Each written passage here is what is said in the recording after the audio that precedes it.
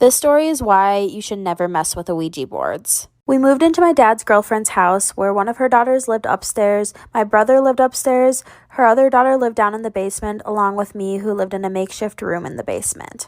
One night, me and her 2 daughters decided to buy an Ouija board. After my dad and his girlfriend went to bed, me and her daughters all went downstairs, grabbed a bunch of candles, set up the Ouija board, and grabbed a bunch of our great-grandparents' stuff. We wanted to see if any of our great-grandparents would talk to us. We were so excited because the Ouija board was working and things were moving it. We asked what the spirit's name was, expecting it to be one of our great-grandparents, but it said its name was Tick.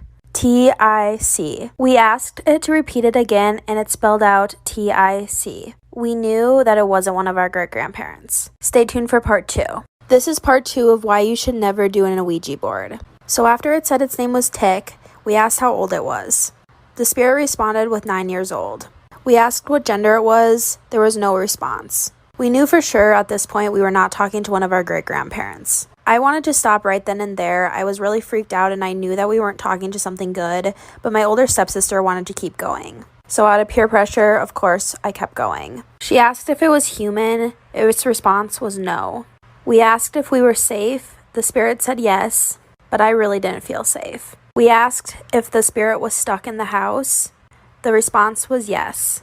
The next thing my older stepsister asked, which I really wish she didn't, is if Tick was the only one there with us.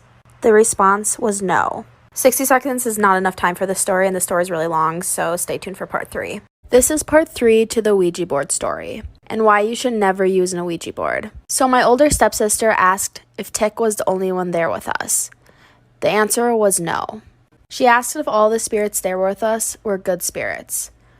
The Ouija board said no. Right as we asked that, the bathroom was right behind us, and we heard a huge loud slam in the bathroom. All of us were really freaked out, just sitting there not knowing what to do. The candles started flickering. There was so much tension in the room. I have never felt anything like it. That is when my other stepsister screamed at the top of her lungs and told me to move. She saw a black hand approaching from behind me and was gonna grab my face. Because she screamed so loud, my dad woke up and we heard him, so we said goodbye really quickly. I went upstairs really quick to calm my dad down and say everything was fine. But after that night, we awoke something and a lot more things happened. Stay tuned for part 4. This is part 4 of the Ouija board. So after we used the Ouija board, we definitely awoke something in the house. The energy downstairs was so intense that none of us could sleep down there. Because of this, me and my older stepsister slept upstairs for literally weeks. Remember the shadow of the hand that wrapped around my face in part 3? Well, that hand didn't disappear. My stepmom said she saw it multiple times when she would go downstairs and change the laundry. It got to the point where her and my dad didn't even want to go downstairs. The cat would chase things that weren't even there. Doors would slam. Floorboards would creak at night. My dad would constantly see my cat chasing a figure, and all you could see was the figure's spine. It would run on all 4s.